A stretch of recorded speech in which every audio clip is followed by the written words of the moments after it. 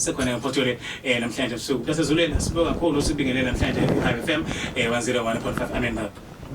Siyabingela TG, siyabingela balaleli egameni lika Jesu. Nawu masukhona ke ngiyajabula nami sizofunda okusha sizozwa okusha amen. uNkulunkulu ezinto ezintsha kunezwi elithi okungakaze kuzwakale ungakaze kubonwe ngaze kucatshangwe ukubekele abathandweyo bakhe. Lento isho ukuthi wonke umuntu okholwa kufanele athi mayembulelwe utho wafika kulona walo experience noma wanambitha wabona usebenza kanjani bese kuphelelela. Have an open mind, iba nomqondo ovulekile uthi still more khona okungaphezulu kwaloko kwaziyo. Ukuze ungahlali ube shocked always muzo omunye umuntu ekhuluma into ehlukile and begin to umhlasela umjudge Mr. because God is vast. Ngithe one time ngikhuluma la ngathi uNkulunkulu akalona iBhayibheli. Kodwa sifunda ngoNkulunkulu eBhayibhelini ingxenye embuliwe kuningi okungakaze kulotshwe la ngoNkulunkulu. Saveza ukuthi kunabantu ababengafunde eBhayibheli uNkulunkulu ayikhuluma nabo ezembula ngendlela ehlukene. Ngendlela ezinye namhlanje mungathi ukuzambula ngawo kuwena ngoba uneBhayibheli ungaphikisa leyo ndlela uthi akuyona ngoba uphethe iBhayibheli. So let's not limit God into the Bible. Asingazi uNkulunkulu asingamvalele eBhayibhelini, asimvumele uNkulunkulu iBhayibheli yenye yezincwadi eziqoqe izinto asekazenza kodwa agcinanga lapho. I remember Apostle wazi wakhuluma indaba ukuthi sazi ingxenye sikhuluma ingxenye kodwa kusezokuphelele. Yeah. Hey luseluthi uhamba semakhulu Apostle before nje siqhubeke nalo nokunye Apostle ngiyazi ukuthi namhlanje umhla ka 13 insuku seyaphela next week sikhuluma ngo 25 emva kaloko sikhuluma indaba ya 31. Hey countdown siqalile. Yabona? Sekwedakele vele wena. Apostle ngihla 31 siqale khona nje singakasho kakhulu 31 kwenzekala Apostle ngoba siyaja manje sihambe ngesihloko ubulo esithi kuphunyuka odlubundela. Then uma sesiya ko 31 December inkonzo yobusuku bonke kuyathandazwa kuyashungelwa kwenziwa awusakhele umhla ka 31 for umuntu ongakayizwa ngapha but ozwayo ukuthi kunenkonzo ekhona mhla ka 31 kuzobe kwenzekalani? Mhla ka 31 kuzobe kunendumiso. Kukhona abaculi abaprofessionally abazofika bazohlabelela as part of ukudlula abazohlabelela ngoba phela siyazi kubhizi umhla 31 behamba indawo eningi sizobadalula iviki elilandelayo ukuthi obani nobani bazobe bekhona abanye noma singabadalulanga kodwa ngenxa yobudlelwane esinabo bazofika. Emva kwalokho kuzoba kunezwi eliqondisa ukuthi usuku lomhla 31 before ungene ku2025 ulusebenzisa kanjani ukuzilungiselela. Kuzoba kunomthandazo okuthandaza ngokuhlanganyela sonke bese kuba noba abadinga ukuthandazelwa enxa yezidingo abazobe befike nazo. Okulandela lapho kukhona i-hour esibiza nge-prophetic hour. Thina as a Kingdom Members International siyakholelwa kuziphiwo zonke zikaMoya Ngcwele. Bakhona abantu endlini kaNkulunkulu especially Kingdom Members International abagcotshwe uNkulunkulu ngokwezipho ezikhona eBhayibhelini zo-Ephesians 4. Sizobanikeza ithuba banikeza abantu amazwi okukhuthaza ukuqondisa ukuprofeta ngamanye amazwi. Bakhuthazwe practically ngamanye amazwi not ukuthi into ebhalwe eBhayibhelini bazobe benza into practical. Bane hour labo to do that. Bese kuba nesikhathi sokuthi abantu banikeze ithuba lokubonga uNkulunkulu ngohambo kuze kufike leyo hora. Kube nendumiso njengoba ngishilo ukuthi abafika bezohlabela kube nendumiso bese kuba khona umkhuleko ohlanganyelwe. Siubiza ngemass prayer. Sonke siyakhuleka uzobuguide ngoba iBhayibheli lithi ababili abathathu mabevumela nabethandaza ngamanye amazwi akwazi uthandaza ngosizo lwakho wedwa nomunye athandaza ngosizo lwakhe wedwa bese kuba neopportunity yokuletha izicelo zomkhuleko ezithi 2025 ngicela uNkulunkulu angisize ngalokho. So 31 is phakathi kwezinye zezinto zokuzikhona. So ingakho uma kuthiwa 6 to 6 ucabanga kwaba kwenziwani kuningi kuzoba kwenzeka.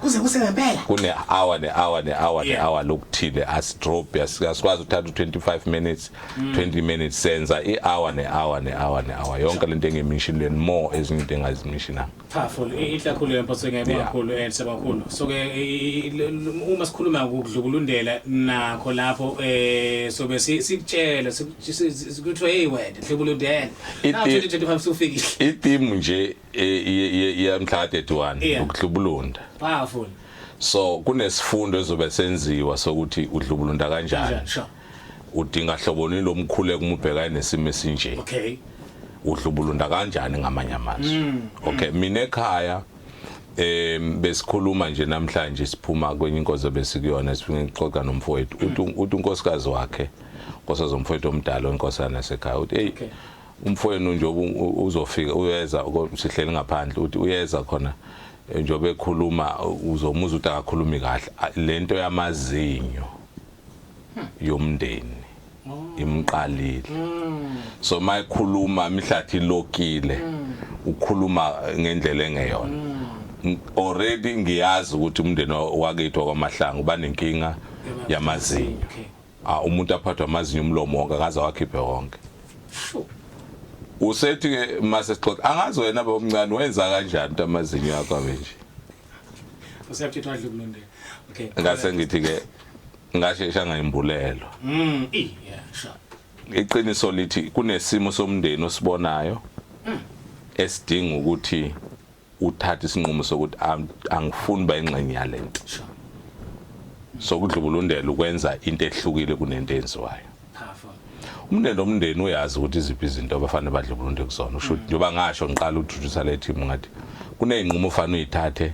ezingajwayelekile ulungele ukuthi uzothwala amacala uzothola uzotshushiswa ngendlela ethile kodwa kubaleke kunakho konke ukuthi wena ufuna ukuphunyuka kulento ngoba uhambisani ukuthi isabelo sakho uAbraham ukuze akwazi ukuba phumelela lapha isizwe uNkulunkulu wanikela kuyena wathiphuma akuyena ofana amdonsa amkhiphe ngenkani phuma wena ngikulinde ngaphandle ngizokukhombisa mazuphumile so ukuphuma kubiza ukudlubulundela kubiza ukuthi ngisacrifice i-comfort zone sacrifice even ama friends ukuthi bazongunderstanda kanjani even my own family njengoba ukuthi eclear ukuthi phuma la uphumela ushintshe lokhu nalokhu lezo zinto ngeke uzenze overnight should every day usuku nosuku ufana uDlubulunda umndeni wakethu kunesifo esikhona kusasa kuyangcwatshwa la iStenga kushona umama wekhaya ngikhuluma namadodakazi nomfana wakethu omncane wakhona there's a lot of things aziwayo sivela uma kuvela isimo la khona uvulnerable ushonelwe uyagulelwa uyashadelwa kunezinto eziqhamuka but fanele kube nesinqumo sokuthi mina ngakhetha ukuphuma kulento uma sekufika isikhathi sokuthi ngidonselwa kulento ngiyadlubulunda angikwazi ukubuyela kulento sengiphumile kuyona so isinqumo umuntu asithatha usuku nosuku sokuthi angiyingala ngiyangala imani lalela kahle balalela ngaze ngisho ukuthi kulula njoba kade usho istatement wendlalela ishow yethu manje uqeda ukukhuluma ukuthi ngisindisiwe kunomusa waye ngisalwa kanti ngisemseni sifundiswe kambi my theologians you can challenge me on that sifundiswe kambi la emhlabeni sitsho ukuthi sikamalume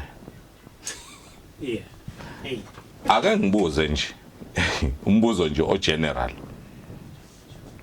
uma sisindiswa sinjengabantu abeqe labe sithunjwe khona ngaphandle kwemvume yobesithumbile umbuzo uthi mangabe ngifika abantu bengibathumbile noma impahla yami ingase kufanele ngenze njani ayike phela sibajaha manje ngiyajaha ngihamba ngiyafuna ngenza short ngifuna ukubuyisela ngoba phela njengoba ngikuthumbile kwaze kwahlala la sekuwokwami kunika identity yami mase kuphuma la ngikwazi vele ngidala sekuhamba ngisho kufika umnikazi I will fight ukuthi lento ngiyibuyisela back yini enza abantu abakholwa bacanga ukuthi uma besindiswa usathane uzovela goqiza ngathi sebesindisiwe sebehambile what will make that I mean ngiyahlupheka ngalento uJesu wa-attackwa ezalwa kwaze kwaba sekufeni yini wena enza ucanga ukuthi ngeke ku-attackwa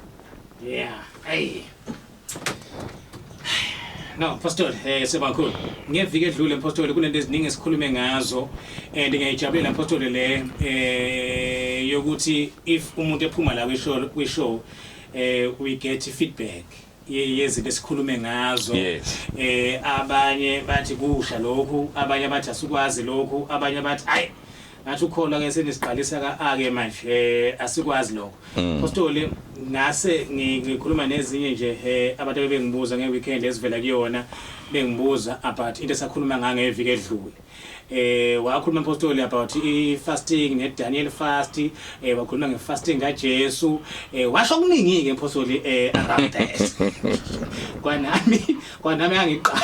kwanami angiqala yabo and ukusho lokho Apostoli siku December sibheke ku January kuthiwa i-Daniel fast Daniel fast 21 days kuyashuba nje ngempela uma sibuye nje umhla ka5 mhla kobani kuMeyi ama fasting and ufika njengamanje uzokhuluma indaba ye fasting ngalendlela owayichaza ngayo so ke wasishiya sonke sisakhamisile nokwazi more asengithi ke ayi ngizocela kumpostoli ukuthi sihlasimbe siyitholele usuku ake ayipheke ngendlela yonke ngizokujabulela kakhulu kunjalo ngempela kunjalo ngempela ezinye zezinto engizosikhuluma kuzoba zibufakazi ngoba kuyasiza ukukhuluma into esikenzeka kuwe nokuthi wasizakala kanjani iqiniso ukuthi into engiyikhulume ngalelo asuku abanye bebeqala ukuyizwa ngenzeka ba challenge bayiphikise ngicela ukuthi ukuze sikwazi ukungangeni kwinto ya next week ngifasi ngoba ngizwile nami unkosikazi usebenza nabantu ababoshiwe balapha eWestville balalele njengamanje besikhuluma bathi topic bathi to sanibonani la prison kuma ladies amen uthi bathi bayafisa ukuzwa kabanzi ngendaba ye topic kanti le fasting mina ngibuza zinceku awu uyinceku ngibuza zinceku ubuza abantu abaphakathi ababoshiwe bafuna ukufasta bephakathi zathi seshumayele kanje ngishumayele lathi ingceku cha abafowethu akile nani likhuleke nje ngokucala leni ngimine ngakini bafowethu soke uyasithembisa phela ukuthi kanthembisa sizo expanda lindela ama fasting ku Old Testament ulindela ama fasting ku New Testament ulindela ama fasting kwisikhathi sethu 3 categories of fasting sibese sibuka ama benefits awo nokuthi uNkulunkulu yena uthi yipi fasting ayaprove sizokhuluma ngayo nizokubona futhi ukuthi and ngizofuna uexperiment leyo nto bese ubuyise futhi impendulo ukuthi mawenze kanje kwenzekeni Apostoli LV mahlanga namhlanje ebusuku High FM 101.5 again Apostoli sakhuluma ngendaba yembuzo eyasalayo nokuningi esikhuluma ngakho ngicela Apostoli hlasimpe ulalele lesimo sale VN then sikhulume ngayo amen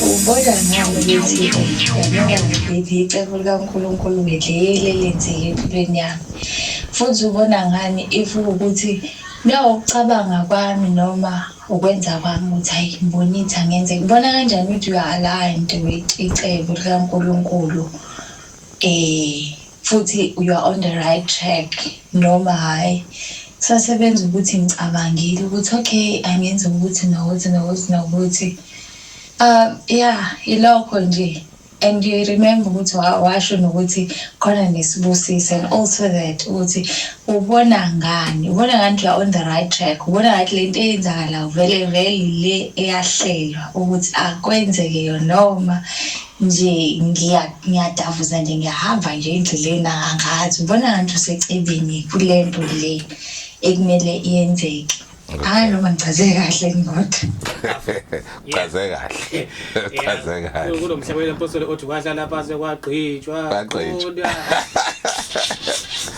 so ubuze nje ngaleyo ukuthi ke ngabe ukwahlala phansi kwagqitshwa kaqedwa usho ukuthini then ingqondo yami ukufunda kwami ukucabanga kwami kuhamba lephi ibanga le yesibusiso ke yokuthi ngiphila kwesibusiso ngabe yona iyicebo noma isayisibusiso ukuthi nje ngenza izinto zenzeke noma isibusiso is equals to icebo likaNkulunkulu na uhlukene kangakanani ngizokhuluma into ejulile-ke ube ready nani badalele ngizokhuluma into ejulile ngizokhuluma into ezokushiya unombuzo ozodinga ukuthi ngibuye uwenze ne follow up yokuthi sifinalize kanjani. Okay. Okokuqala umuntu mayedalwa uNkulunkulu elethu emhlabeni kwi-system yakhe kwimvelo yakhe wayedelela intando kaNkulunkulu. Okay. Okusho ukuthi njalo mayesentandweni kaNkulunkulu kukhona umuzwa isense abanayo okuyiyona angadinge kutshelwa umuntu ukuthi yeah you are in the will of God. Wena ngokwakho uma usentandweni kaNkulunkulu uyazizwa ukuthi ngiphelele. Ngifuna ukuqala lapho wadalwa wabekwa emhlabeni ukwenza intando kaNkulunkulu. Okay. Not intando yakho, not intando yomunye umuntu. Uma sikhuluma ngentando yakho ngizokukha phezulu ngoba vele kufanele ngiyihlazile leyo lethe sikhuluma ngayo. Kuhle ukuthi siyenze ibe yitopic nje ephelele esikhuluma ngayo.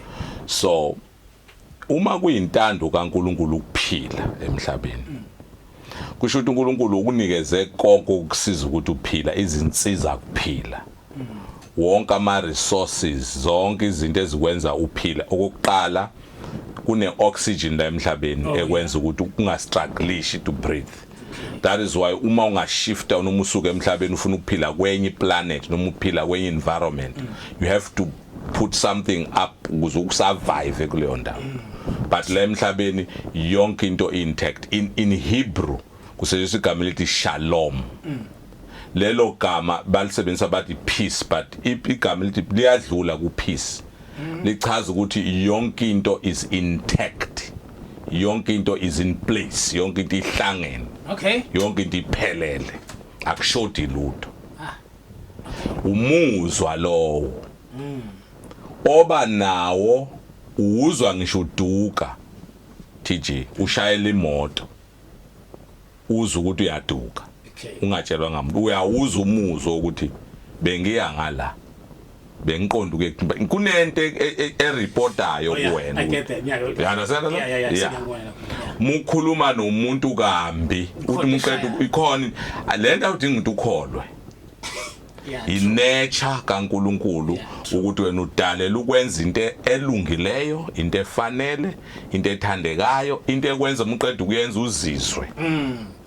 Uzwe kube nomuzwa ukugcwalisa bathi ngesingisi i-fulfillment.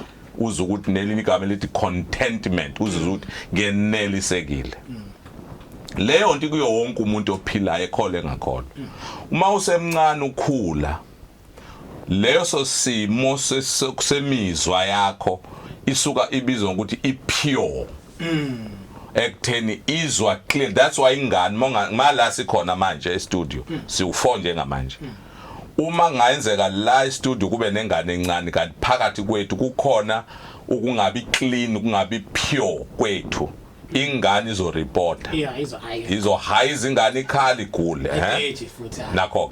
That is why ingane mayizalwa abadala ngazi manje kwakungafanele umuntu osanda kubeletha ingane abe uvanzi. Kune period ahlala ezivalele kusiza ingane ukuthi connect with the natural environment efike kuyona. Ingane ngizodlula enganeni ngiye izilwaneni. Izilwane njengezinja nako konke amakati inkukhu pure in their nature, they are intact, non-interrupted. Uma ngabe isilwane singcola noma silahlekelwe imvelo yaso is because of a human being esine relationship naye ize iyonakala. Before ngiqede lelo phuzu uma uzothatha ibhubezi ulifuye uthathe ihyena uyifuye uthathe ijiraffe uyifuye uthathe any animal eyasenhle kufanele ube ne medical aid, meaning kufanele ube ne clinic yokuthi fanele yogoma ilashe ngoba isisondele kumuntu iphume kwi-environment yaye pure ayigula una clinic lapha. I-clinic yalapha i-nature, udokotela walapha i-nature. Ayitshelwa umuntu efundiswa ngamuntu but iyazi fanele ngidle lokhu ze ngiphile. Uthola lezo izilwane zikwazi ubona siyagula mase nisalusa siyazi ukuthi ngisho inja amefuna ukuzicleana uyibona idlutshana. Exactly. So it's a pure nature. So mlaleli wonke umuntu udalwe kuleso state sokuba pure. Kodwa mawukhula you become corrupted uyangcoliseka nge-environment okuyona because environment okuyona from Adam's fall kuweni kuka-Adam it became corrupted iyonakaliswa yonke into izwayo yonke into ibonayo yonke into ithintayo yonke into inambithayo is no longer pure and zonke lezo zinto zi-affecta your conscience unembeza wakho zilimaza ama-senses a-natural yokuthi uconnecte uchumane nemvelo ne-environment okuyona yabona nje basila studio manje uma kungena omunye umuntu la e-studio kanti uyakwazi ukusense studio ukuthi sinjani ungena endlini uyakwazi ufika endlini kanti bekhuluma ngawo kanti ungekho ungena endlini nibingela nokusmile but uza ukuthi khona lento ethile shoyo that's a pure state and lawo ma senses makholwa ayasebenza kubantu aba-gifted in discernment and prophetic to discern ukuthi environment akuyona injani ama-senses uNkulunkulu akawabulali lawo ma-senses abulawa yisono abulawa ukuthi umuntu one bese engaconfess engarepenti angafuni ukushintsha agcine leyo nto unembezwa ukuthi uPaul uyasha ushingathi ushiswe ngeayina akasekho sensitive akasazweli entweni akasezwa lutho nje uhamba ngokuthi into ayicabanga right ngisho khona unembeza uma kuthiwa abanye bathi inhliziyo beyithi inhliziyo yodwa abathandekayo iyodwa unazi inhliziyo eningi so into esuke ikhona so kune conflict imvelo yakho yonakele nemvelo kaNkuluNkulu engonakele ungakwenzi lokho hayi ngiyakwenza lokho ungakwenzi lokho hayi ngiyakwenza lokho bese le inhliziyo bethi ngenza ukuthi umqondo basho konke lo no it simply means umuntu osuphazamisekile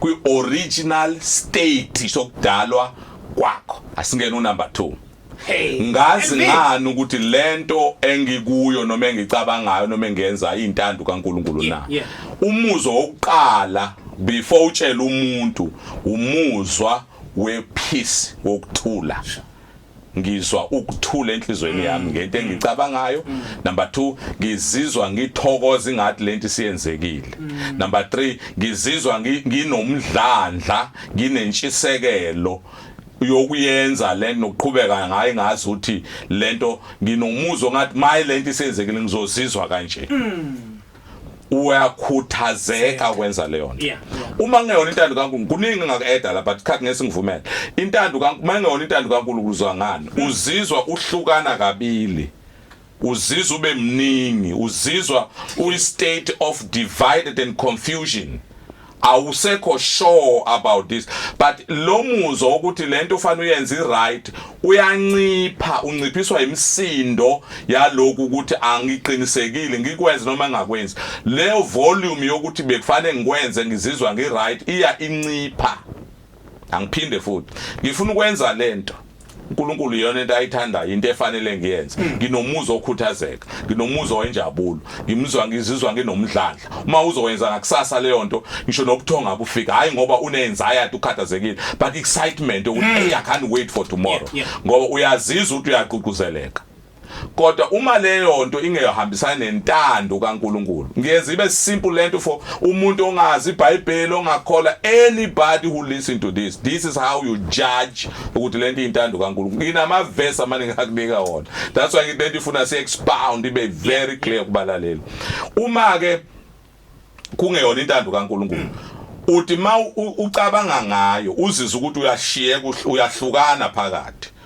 iyaphanja isondo uzizwa usindelwa uzizwa uphelelwa inkuthalo yaleyo nto isizathu ukuthi uNkulunkulu akayisupport leyo nto akuyo imvelo yakho nje ayivumelani naleyo nto bonke abantu abangilalela bangafakaza ukuthi before kwenzeke into embi enzeke ohambeni lwabo noma esinqumeni zabo bake baba nomuzwa owawini Usavumelana mfowethu ngiyarependa lapho babe banomuzwa obacindezelayo bashonisa phansi azizwe umuntu ukuthi umdlandla ukho ngizizwa angizizwa umuntu normally wabethi konke engayiza ngizizwa kahle isayida uyakhathala ube nobuthongo uvilaphe ube nendlela ukuthi isime nomuntu oqaphela kubona what is wrong with you what's happening are you okay because awubonakali nasebusweni usangulukile uphapheme uthokozela lento ngoba umoya wakho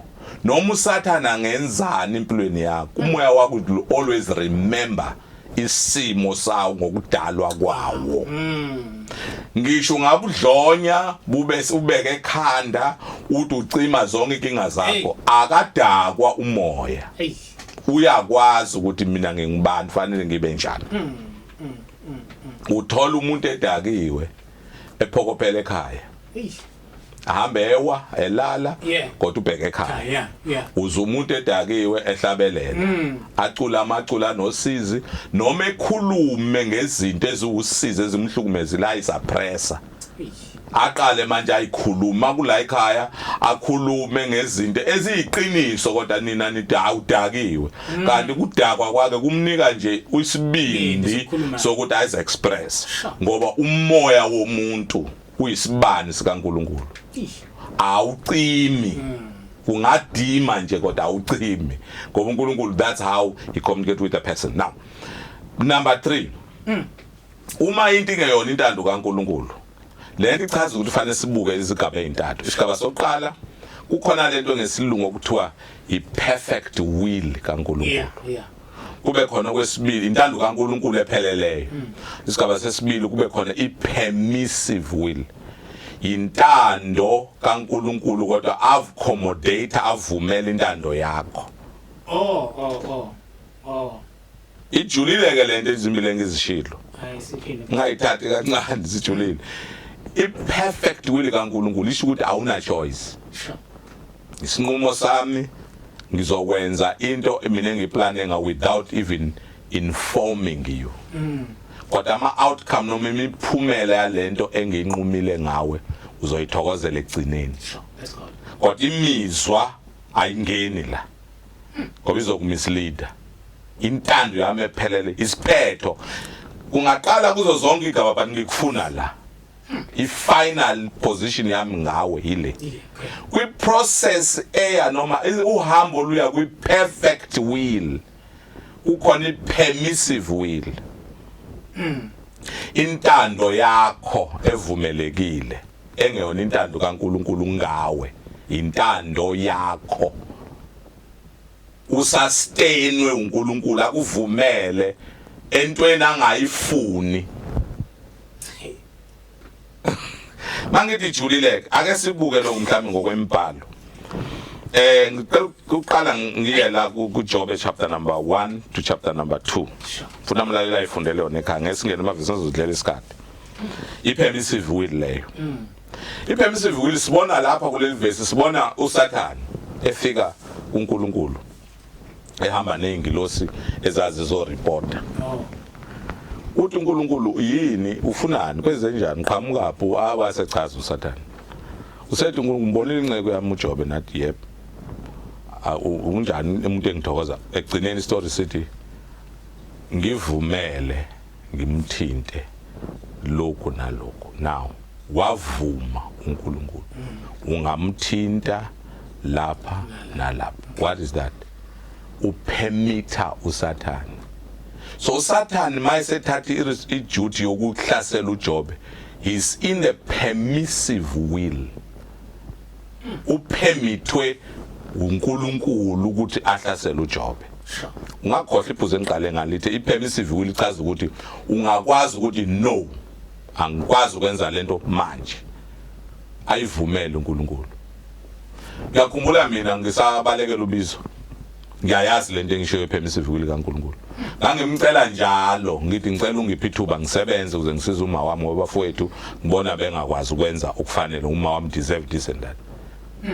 Ngicela unginike isikhathi esingaka ngizosebenza ngempela makufika isikhathi engisinqumile sivumelene ngaso uzoyiphela wona umsebenzi ngibiza ukuthi umsebenzi uphelile without anything ebengishilo kubona.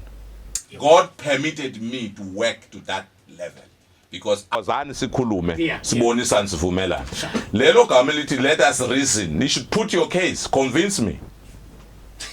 If the case yakhe izwakala I promise you I will agree with you. Ngiconvince. So uNkulunkulu kunikeza ispace ukuthi make sense give me reasons, nginike izathu, yenza akube nomqondo lento esho. Bakwethu asibona ama robot. We are human abadalwe banikezwa uyilungelo lokucabanga lokukhetha nokunquma. And uNkulunkulu will never fight that. Ingakho nje nokuIsrael uyamuzwa ku Deuteronomy ethi khetha ngibeka uphila ngibeka ufe eqaleni nesibuzo zikhethele wena exercise iwill power ukhetha into ofuna ukuba yona. Mina kodwa ngithi khetha lokho. But it's not forceful. I suggest, I advise. Nako kuzokusiza. But ukuthi ukhetha lokho it's your choice. And ama consequences abekiwe. Ukhetha lokho this what's going to happen. Sure.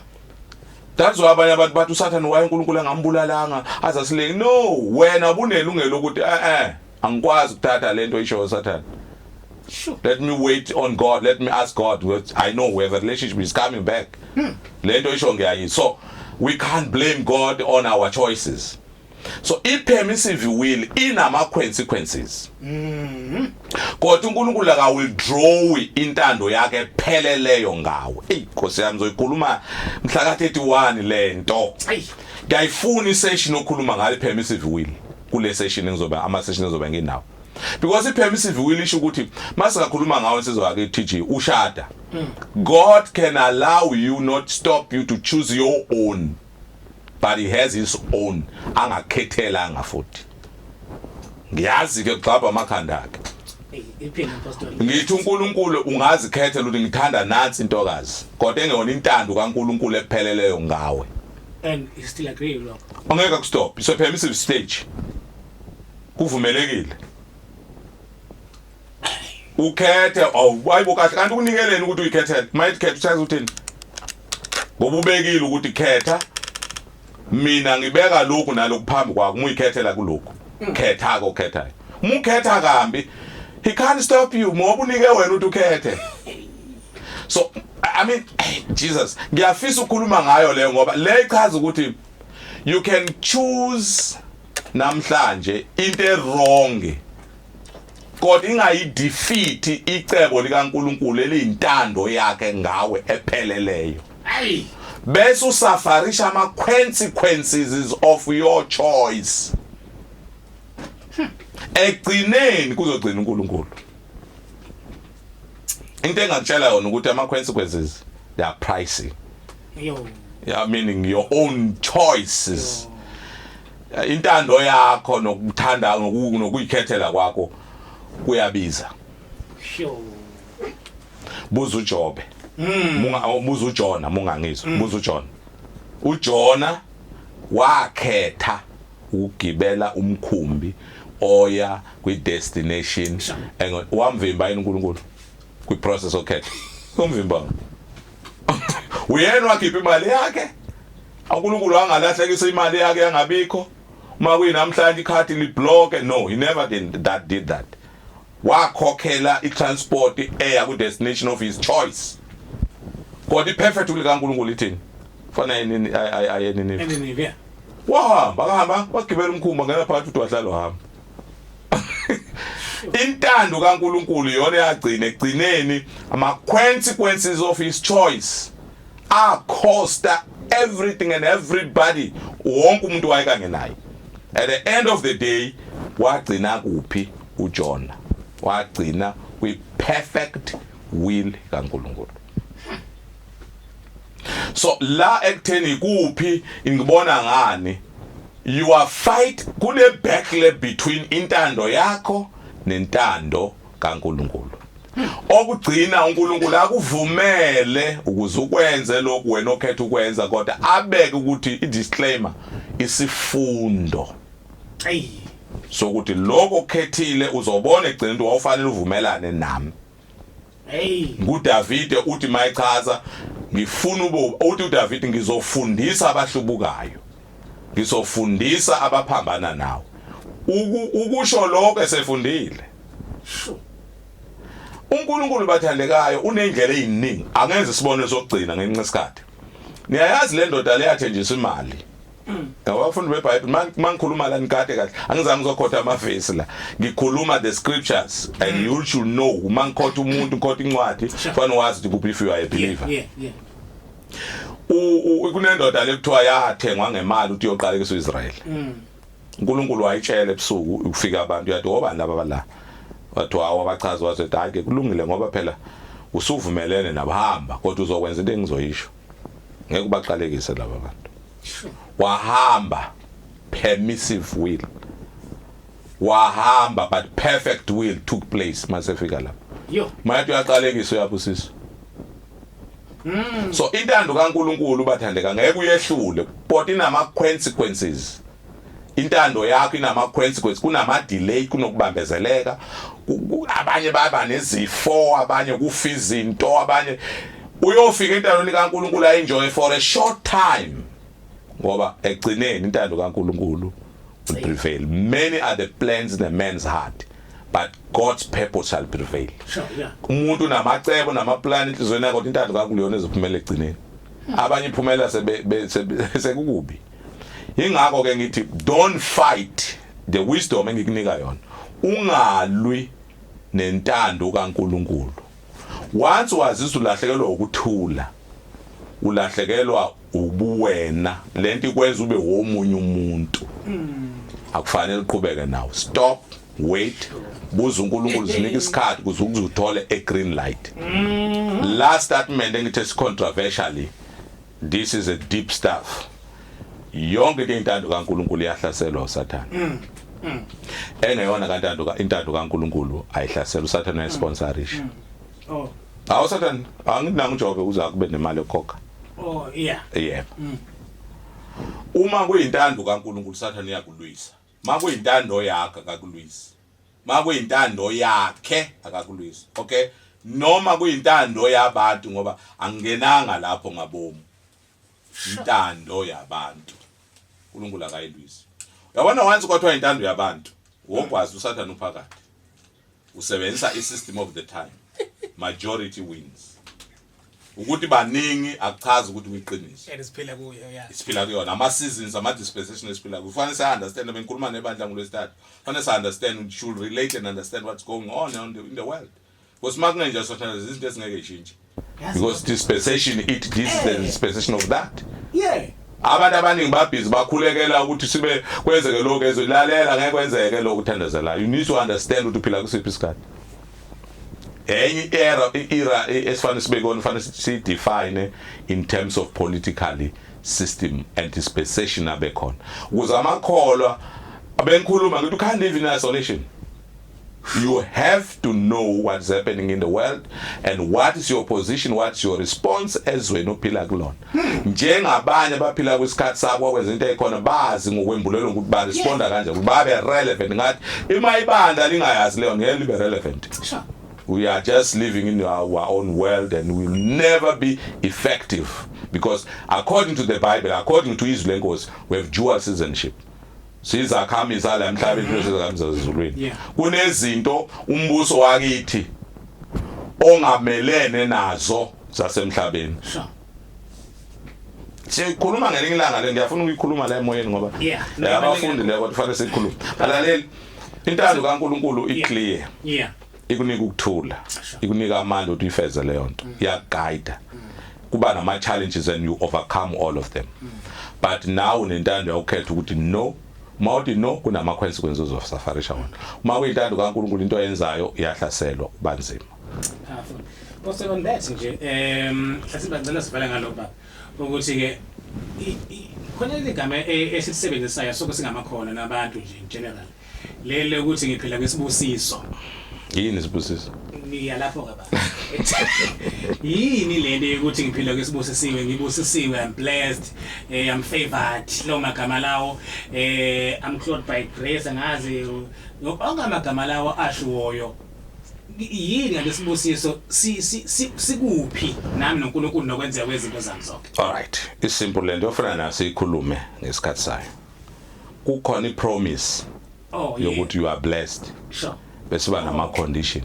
Okay. You have to know what are the conditions to unlock that blessing ube practically be real. Okay. uIsrael uthembiswe izwe. Okay. That's a Canaan. But useGibhithe. Ukuze awungene eCanaan I enjoy milk, honey and all that. Fanele uthi Moses uNkulunkulu Moses hambachela uthi ufane baphume. Oh yeah. Mission ka Moses, it's a blessing iCanaan and it's declared is their land. uAbraham watsho leli izophila kulo ba inzalo yakho wophila la badle kahle kuyoba right but boqala boqilazo ukuze baphume lapha bazophuma bezela but akasho ukuthi bazokhishwa uMose bazokhishwa makwenze njani ubale nje ukuthi kuhamba isikhathi singaka bese ugcina bephuma bezala lalela iprocess yokuphuma. Yeah. uNkulunkulu uthuma uMoses fanele uMoses aqale kuma elder kaIsrayeli before aye kuFaro. Nilifunde kahle iBhayibheli. Ngibuya uNkulunkulu sinikele utshela ama-elder utshela abantu izindlu utshela abantu bakhumbuze izethembiso zikaNkulunkulu kubo njengesizwe uMoses. Mayisuka la Moses fanele utshela uFaro ukuthi udedela abantu bahambe. Iqalile iprocess. Was it easy? Laba baphiwa umusa lapha ba declared as a people who are blessed already but they are in the land of slavery.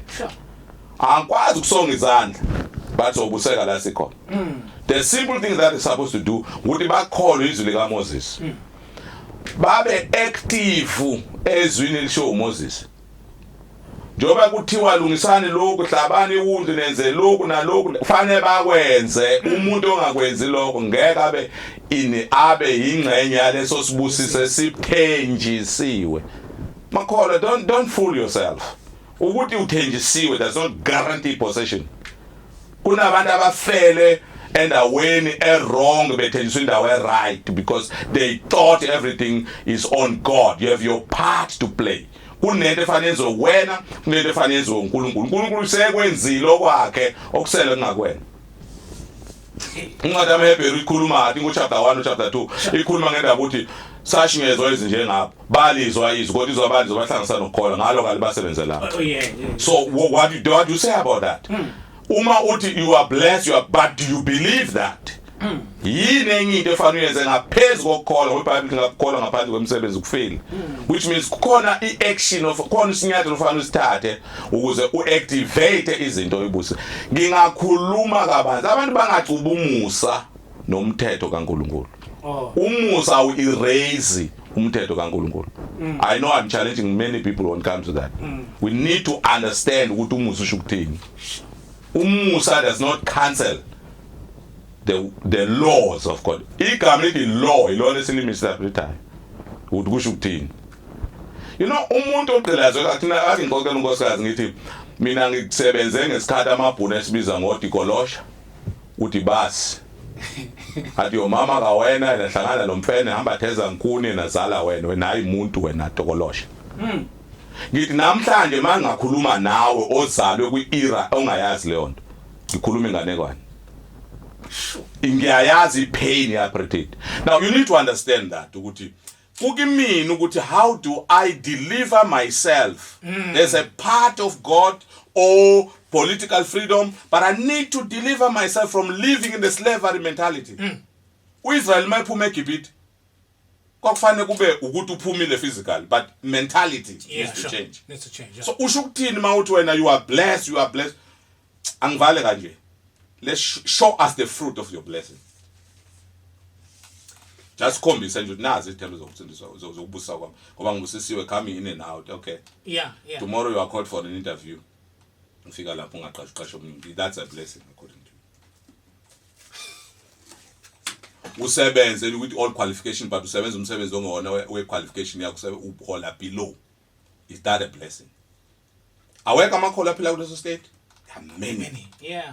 So what do you mean? Ukuthi izwi lithi. Make the word practical to your life. Kunama stages sokwenza izwi likaNkulunkulu ulifundayo eBhayibheli libe practical to your life. Sure. Our life is not theoretically asiphili ku-theory, siphila ku-practical life. I need into engithi mangivuka kusasa ngi-apply isebenze. Izwi likaNkulunkulu liyakwazi uba practically, but I need to know ngithi ngikufundisa ukuthi ngenze njani. Uthini umthandazo wami, uthini ifaith yami uze 97. Kushubi. I know, but ngithi sithi kanti manje wena usuthi ukuthi kuningi. Yo, but I believe ukuthi ezinye samele singene ngazo umpostoli uma qala unyaka because uma qala unyaka ziningi izinto esideclareayo ziningi futhi izinto esimemeza because ngiyafisa sikhulume ngelanga ukuthi lezi zinto esimemezayo uma sibe senza prayer points ethu oqala unyaka ngifuna lokhu nalokhu ngikwenza kanjani lokho leyo ikwazi how do I draw lezo from the spirit to impilo yami ibe to reality so ngikwenza kanjani lokho and how do I balance I think we need to start a year ngalokho ngoba wonke umuntu uyafisa ukuba forward ufuna ukuba phambili nempilo but sonke sixake ekutheni ngenze njani uIsrael wangeke ayikhiphe eGibhithe igama engaphendula ngalo leyo nto uIsrael noma ngathiwa uNthenjisi ninezwe elinhlale wangeke ayikhiphe kufanele kube nomuntu othunywayo okuyena ozodeclare ukuthi baphuma kanjani Pastor sebakhulu for today I think ukuthi umuntu khona ndayifundileyo namhlanje khona umuntu into ayizwileyo namhlanje kuningi osazokuzwa kuningi asazokuhlaziya kuningi asazokukhuluma kuningi futhi asazokwenza ukuthi kukunyakazise ukwazi ukubona ukukhola kwakho ukusebenzela ngendlela okufanele kube yiyona Pastor ngicela siphe nje umkhuleko before singene kuma announcements asithandaze balaleli njalo mawulala izwi lenkosi la challenge uNkulunkulu la addressa leyo issue ekhona enhlizweni ungenzeka icashile baba ngegama lika Jesu Kristu kuyathandaza iphimbo lami alifinyelele kuleya lo yamzalwane lo yamuntu olalele usiphule lento eyimbangela yesimo esenza ukuthokoza kwakhe ngaphelele konke okuvimba umthandazo wakhe konke okwenza ukuthi impilo yakhe ingahlohlomaliswa izwi lakho ngoba izwi lakho lithi lisibani liyahlahlamela isindlela yethu imiphumela yezwi lakhe abivinjwa yini siphula leyo nto ngegama lika Jesu ithumela leli phimbo lami ukuthi lihambe ngezwi lakho ukuletha ushintsho kumlaleli olalela uhlelo novumelana lelizwi namhlanje ngegama lika Jesu Kristu waseNazaretha